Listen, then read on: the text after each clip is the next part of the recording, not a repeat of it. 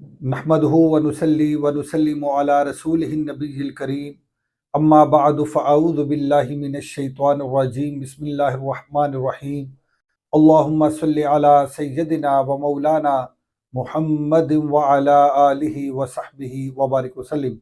معزز طلبہ و طالبات و معزز سامعین گرامی، السلام علیکم ورحمۃ اللہ وبرکاتہ۔ آج الحمدللہ ہم درس مثنوی کے 35ویں لیکچر میں حاضر ہیں۔ آج انشاءاللہ العزیز ہم ایک سوال کا جواب مولانا روم کی مثنوی سے تلاش کریں گے۔ وہ سوال یہ ہے کہ کیا ہوا، پانی، مٹی اور آگ، کیا ان میں زندگی ہوتی ہے یا نہیں؟ کیا ان میں شعور اور ادراک ہوتا ہے یا نہیں؟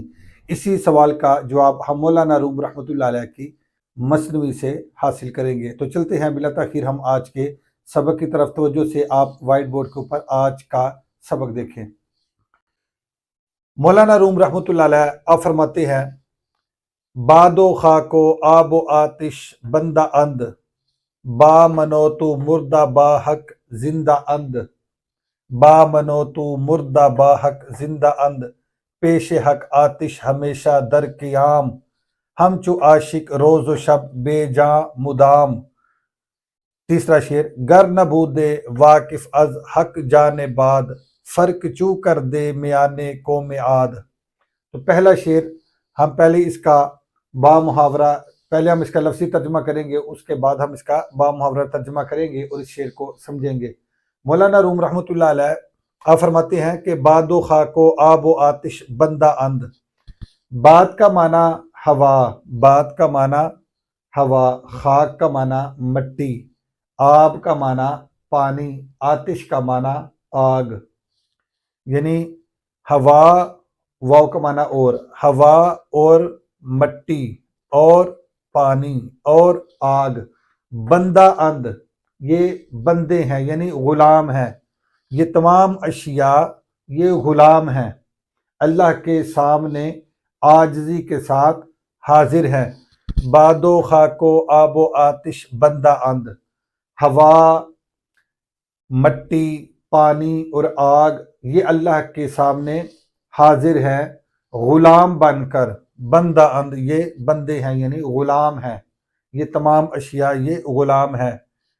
با منو تو مردہ، با کا معنی ساتھ، با من میرے ساتھ یا میرے لیے، با من کا معنی ہوگا ادھر میرے لیے، و تو اور تیرے لیے، با منو تو یعنی میرے اور تیرے لیے، میرے اور تیرے لیے مردہ، یہ چیزیں مردہ ہیں، میرے اور تیرے لیے مردہ ہیں، یعنی میرے اور تیرے نزدیک یہ اشیاء مردہ ہے، با حق جبکہ اللہ کے ہاں، اللہ کے لیے، با حق اللہ کے لیے زندہ اند، یہ چیزیں زندہ ہیں، ان میں بھی زندگی ہے، ان میں بھی شعور ہے، ان میں بھی ادراک ہے۔ با منو تو مردہ، میرے اور تیرے لیے یہ اشیاء مردہ ہیں، کیونکہ ہم جو تعریف کرتے ہیں زندگی کی، ہماری تعریف پر یہ اشیاء صادق نہیں آتی، ہماری تعریف پر یہ اشیاء منطبق نہیں ہوتی، اس تعریف پر یہ صادق نہیں آتی، اس لیے ہم ان اشیاء کو مردہ گمان کرتے ہیں، مردہ سمجھتے ہیں، مردہ کہتے ہیں۔ میرے اور تیرے لیے یہ مردہ ہے، جبکہ اللہ کے ہاں، اللہ کے نزدیک یہ چیزیں یہ زندہ ہیں، ان میں بھی ایک زندگی ہے، ان میں بھی ایک شعور ہے، ان میں بھی ایک ادراک ہے، ان میں بھی حس ہے، محبت کرنے کی، نفرت کرنے کی، حکم ماننے کی، انکار کرنے کی قوت ہے، ارادہ ہے ان اشیاء کے اندر بھی۔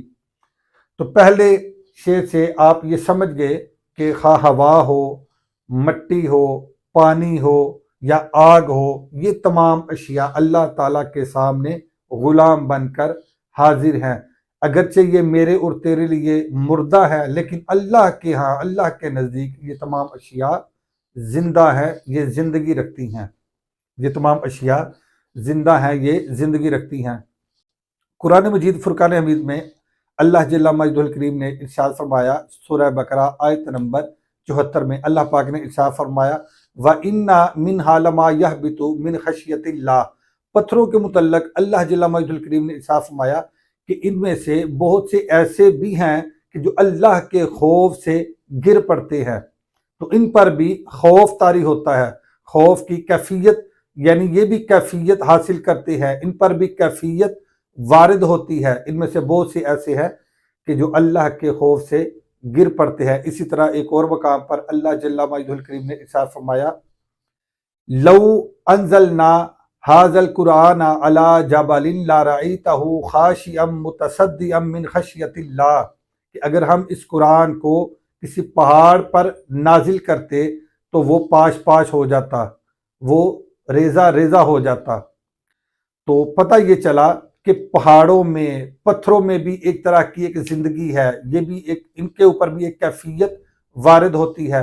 حضور نبی رحمت صلی اللہ علیہ وآلہ وسلم آپ احد پہاڑ کے متعلق آپ ارشاد فرماتے ہیں کہ یہ وہ پہاڑ ہے جو ہم سے محبت کرتا ہے اور ہم اس سے محبت کرتے ہیں۔ تو یعنی پہاڑوں میں پتھروں میں بھی محبت کا جذبہ ہوتا ہے۔ اسی طرح آقا علیہ الصلوۃ والسلام کی جب نگاہ کرم اٹھتی ہے، نگاہ رحمت اٹھتی ہے کنکریوں کی طرف، تو دشمن کے ہاتھ میں بھی کنکریاں کلمہ پڑھنا شروع کر دیتی ہیں۔ تو ان میں بھی ایک طرح کی حیات ہے، ایک طرح کی زندگی ہے۔ اللہ حضر قیاس بے شمار مثالیں آپ کے سامنے آپ کے ذہن میں مستحضر ہوں گی اور بے شمار اس موضوع پر مثالیں پیش کی جا سکتی ہیں۔ تو امید ہے کہ پہلا شعر آپ اچھے طریقے سے سمجھ گئے ہوں گے۔ باد و خاک و آب و آتش بندہ اند، یہ ہوا، مٹی، پانی اور آگ، یہ تمام کے تمام یہ بندہ ہیں، یہ غلام ہیں، اللہ کے سامنے حکم کے پابند ہیں۔ با منو تو مردہ با حق زندہ اند، یہ میرے اور تیرے لیے تو مردہ ہیں لیکن اللہ کے ہاں، اللہ کے نزدیک یہ تمام اشیاء یہ زندہ ہے، ان میں بھی ایک شعور ہے، ادراک ہے اور ایک زندگی ہے۔ چلتے ہیں آج کے دوسرے شعر کی طرف۔ دوسرے شعر میں مولانا روم رحمۃ اللہ علیہ فرماتے ہیں پیش حق آتش ہمیشہ در قیام، پیش حق اللہ کے سامنے، آتش آگ، اللہ کے سامنے آگ، ہمیشہ در قیام، ہمیشہ قیام میں ہے، یعنی غلام بن کر اللہ کے حکم کی منتظر رہتی ہے۔ آگ ہمیشہ اللہ کے سامنے غلام بن کر ہمیشہ قیام میں رہتی ہے، کھڑی رہتی ہے عاجزی کے ساتھ۔ ہم چو عاشق روز و شب بے جا مدام، ہم چو کا معنی مثل یا طرح یا جیسے، ہم چو عاشق، عاشق کی طرح، عاشق کی مثل، روز و شب دن رات، روز کا معنی دن، شب کا معنی رات، روز و شب دن رات، ہم چو عاشق، عاشق کی طرح دن رات، بے جان، بے جان یعنی بے جان کی طرح، یعنی عاشق بے جان کی طرح دن رات مدام ہمیشہ، بے جان عاشق کی طرح دن رات ہمیشہ یہ قیام میں رہتی ہے اور اللہ کے حکم کی منتظر رہتی ہے۔ تو آگ کا کام ہے جلانا، لیکن جلاتی تب ہے کہ جب اللہ کا امر کن ہوتا ہے، جب اللہ کا اذن ہوتا ہے، جب اللہ کا حکم ہوتا ہے پھر جلاتی ہے۔ اگر اللہ کا حکم نہ ہو پھر آگ نہیں رہتی، پھر وہ اس کے اندر وہ تاثیر نہیں رہتی، وہ جلانے والی وہ تاثیر ختم ہو جاتی ہے، وہ پھر کسی کو جلاتی نہیں۔ ابھی حال ہی میں امریکہ میں جو آگ لگی اور پورے کا پورا شہر راکھ کا ڈھیر بن گیا ہے، تو یہ امر ربی تھا، اللہ تعالیٰ کا امر کن تھا کہ وہاں پورے کا پورا شہر جل کے راکھ ہو گیا، اس قدر آگ بھڑکی۔ بجھانے والوں نے حتی الامکان کوشش کی لیکن آگ پر قابو نہیں پا سکے، کیونکہ وہ پابند ہے امر ربی کی، وہ پابند ہے اللہ کے حکم کی۔ اور جب نہ جلانا ہو تو حضرت سیدنا ابراہیم علیہ السلام کے لیے وہی آگ جس کی تاثیر جلانا ہے، جس کا کام جلانا ہے، وہی آگ حضرت سیدنا ابراہیم علیہ السلام کے لیے گلزار بن جاتی ہے، وہی آگ ٹھنڈی ہو جاتی ہے اور گلزار بن جاتی ہے۔ تو یہ تمام اشیاء اللہ تعالیٰ کے حکم کی پابند ہیں۔ آگے چلتے ہیں تیسرے شعر میں۔ گر نبود واقف از حق جانے بعد، گر نبود واقف از حق جانے بعد، گر نبود اگر نہ ہوتی، اگر نہ ہوتی، واقف کا معنی واقف، اگر نہ ہوتی واقف از حق اللہ سے، کون؟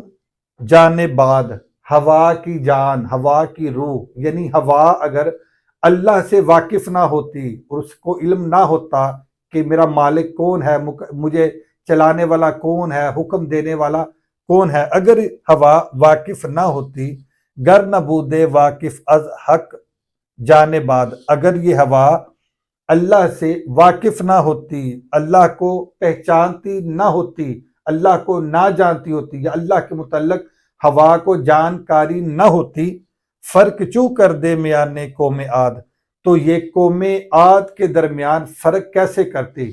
تو یہ حضرت سیدنا ہود علیہ السلام کی قوم ہے کہ جس کے اوپر ہوا کا عذاب نازل ہوا، قوم عاد، حضرت ہود علیہ السلام کی قوم، یہ قوم عاد کہ جنہوں نے حضرت ہود علیہ السلام پر ایمان لے آئے، جو مومن بن گئے، جنہوں نے کلمہ پڑھ لیا، وہ تو اس عذاب سے بچ گئے، لیکن جنہوں نے انکار کیا اور کفر پر وہ مصر رہے تو ان پر پھر ہوا کا عذاب نازل ہوا۔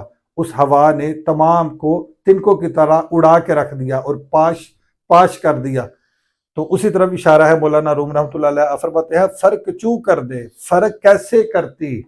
اگر یہ اللہ کے حکم کی پابند نہ ہوتی اور اللہ سے واقف نہ ہوتی تو یہ فرق کیسے کرتی میانے قوم عاد کے درمیان؟ اس کو کیسے پتا چلتا کہ کون سی قوم عاد ہے، کس پر میں نے عذاب بن کے اترنا ہے اور کس پر ٹھنڈک اور راحت بن کے میں نے اترنا ہے؟